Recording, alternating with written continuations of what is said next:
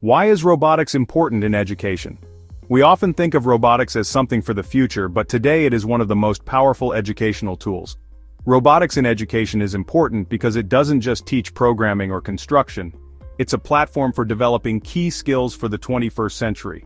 Robotics turns theory into practice. Students apply abstract concepts in a tangible project, which makes learning more meaningful. So what specific skills does it help students develop? First, logical and programming thinking. By building a robot, they learn to think sequentially and break down complex problems into small, manageable steps. This goes hand in hand with problem solving. A robot doesn't always work on the first try, and that process of trial and error teaches students to identify errors and find creative solutions. In addition, robotics fosters teamwork and collaboration, as projects often require students to communicate and divide tasks.